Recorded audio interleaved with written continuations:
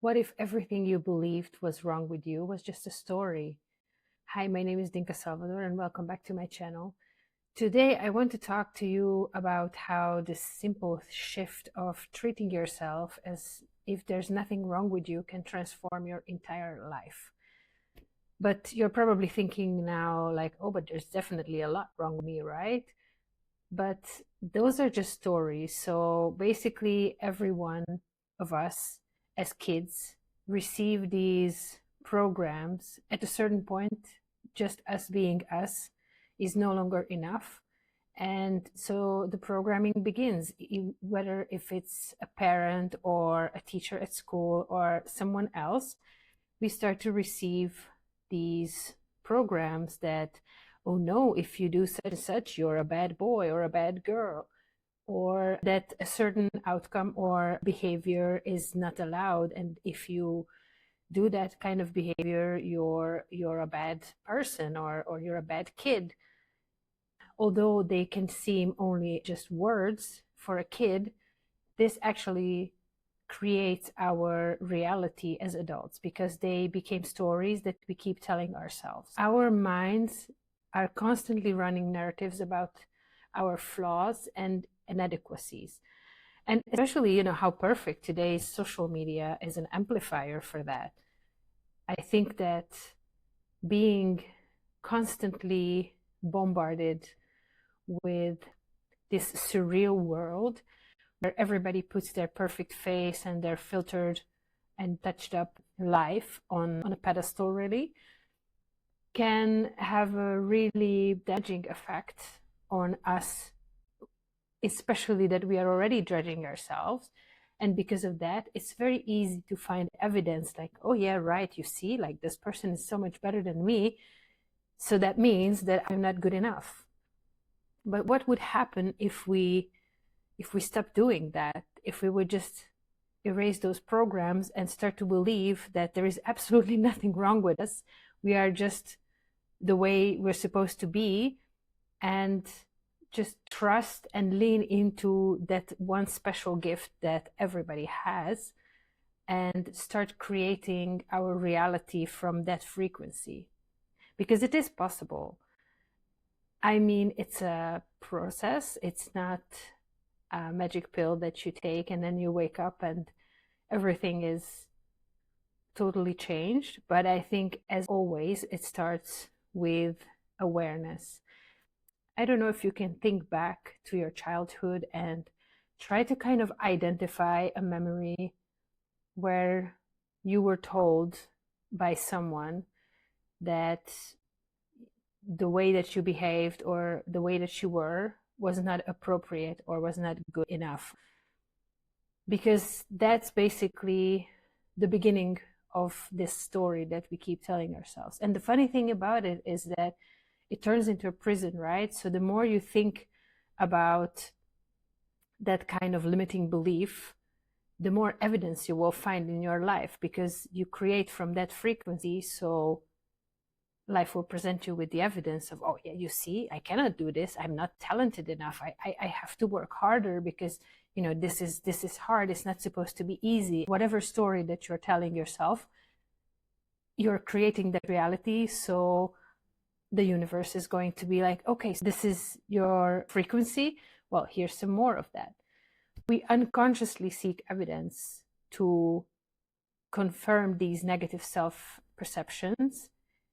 And basically, it's kind of like a radio tuner, right? So if you set your receiver to that frequency where in that universe you are told that you are not good, or you're not good enough, or you're not enough, it's the only broadcast that you will get.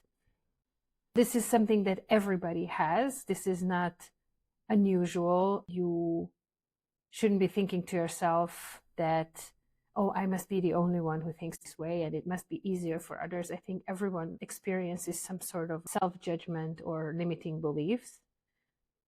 But how can this show up in your life? For example, one of the limiting beliefs or programmings that I have received is around money, that you have to work really hard for it. It's not supposed to be easy. Money is hard to come by, and it's almost like it's evil. And So, you know, the beginning of my life, my early 20s, provided me with the evidence of this belief, because that was my reality.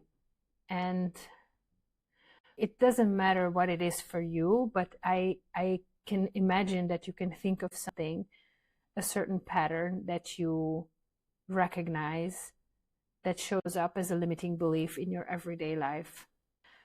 I think that it's also a very common thing among women, especially, that we convince ourselves that, oh no, we're not special enough. So because of this, we are not deserving of attention. So we tend to put ourselves last in the family dynamic, in a relationship dynamic, in a career situation, or in personal growth. I just think that if you are here and listening to this video, you probably know how or where does this show up in your life. I think that it's almost like a factory setting, that we just kind of feel inadequate and that we are flawed and there's something wrong with us. For me, it was, I couldn't really put my finger on it, where it was like a big revelation moment where I was just like, oh my God, I'm doing this. It was more like a subtle shift where during my self-development journey, I started to recognize certain patterns. I started to pay attention more to my words, because I realized that they are spells and that we create our reality with our words. And basically, that's the most important part, the awareness, to catch yourself that you're doing this. If you are oblivious to it, you cannot change it, right? So I think that's really where everything begins, is with awareness, just to take responsibility that this is not something that is happening to me. It's not the world against me and I'm a victim of circumstance, but this is actually my own doing. I am putting myself in this prison of limiting beliefs. And okay, maybe it was not my fault, so to say, that I received these programs. As a child, you couldn't do anything against it. You didn't have a choice. You had to believe it because you were small, they were big, they told you, so true it must be.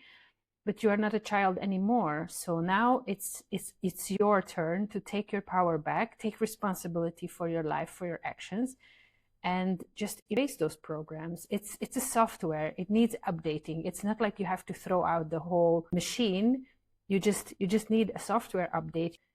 Living in that kind of mindset that there is something wrong with you is just exhausting, because it's a constant struggle, right? Like you're constantly trying to keep up and fix yourself and be a better version of yourself and do all the things that everybody else is doing to get in a good shape and to look better, to feel better, to eat better, to work out more. And that's just a constant rat race. And actually, if you can accept that there is nothing wrong with you, you are doing your best, and you have a unique gift that only you in the whole universe has, makes you like really, really special. I think that in the beginning, you will definitely feel resistance to this statement, like, what, there's nothing wrong with me? Like, wait a minute, this is like error. This is not what I've been told. Like, just turn it into an experiment. Just try and accept this statement, there's nothing wrong with me, and sit with that for a couple of minutes and try to view your life from that perspective. Like, you know, what if there's nothing wrong with me? How would I show up if there was nothing wrong with me and there's nothing to be fixed? How would I feel? How would I live my everyday life if there was nothing wrong with me? And this is a practice. It's like a muscle, you know. You have to catch yourself. That's the awareness part. And then kind of bring back that feeling, like, okay, so there's nothing wrong with me. It becomes your mantra, there's nothing wrong with me. And then you just kind of go on about your day with the feeling. And then eventually, of course, you will forget about it, because you cannot erase like decades of programming overnight. And then you catch yourself again, you bring it back, and then you try to hold on to that feeling for as long as you can, and it will get easier and easier. And I'm not saying that I have this all figured out, but I definitely have the awareness part of it, where I can see when I'm trying to fix things, or I'm trying to be something that I'm not, because I feel like, okay, that will make me happy. But that's usually our pitfall, because it's not the point that we do something so that eventually, after X amount of time, we can be happy. The game is to be happy right now with what we have. And I know I'm touching on like philosophical topics here, but when you say that you need fixing, and there's a circumstance, or there's a condition to your happiness, it will always be in the future. There will always be distance between what you have now, and then your happiness is going to be the little carrot in front of the donkey's nose that you can never get to. So how can you bypass that? Is just to flip the switch and say like, okay, I am not broken. I don't need fixing. So therefore I can be happy because there's nothing wrong with me, right? And it will feel unreal. It will feel like uncomfortable. But I think that that's the true key to happiness. So what are the daily practices that you can actually implement to learn this kind of behavior? I find just like catching myself in the moment, thinking what needs fixing or how I'm not good enough or not adequate, is a very good practice to catch yourself and just bring it back. And also just lean into your uniqueness and authenticity. There's so incredible little chance for you to be you.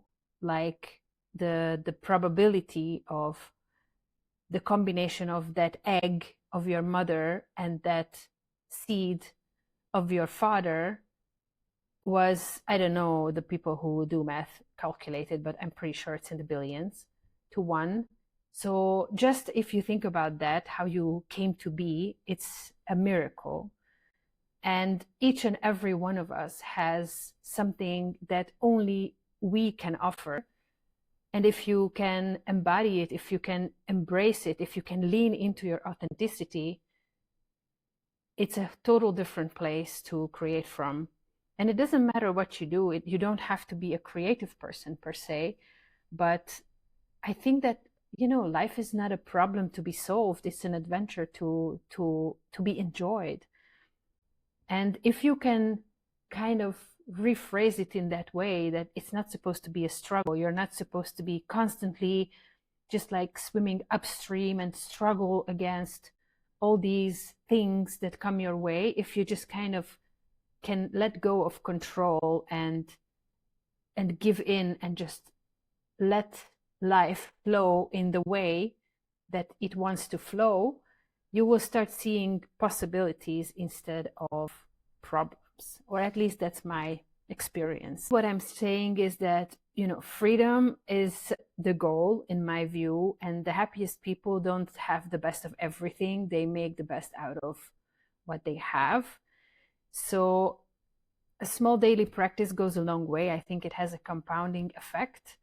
I find it also very powerful when you can share this habit with someone, like a partner or a sibling or a friend, that can help you catch yourself and keep you accountable. And just keeping it up, and little by little, it gets a lot easier as you go. And just remember that you're not fixing yourself because you're not broken. I think that's the bottom line, that this is such an incredibly strong program that runs within us. And it's time that we erase it and that we break free. So if you like this video and learned anything that you found valuable, please subscribe to my channel. Thank you so much for taking the time to watch my video, and I will see you on the next one.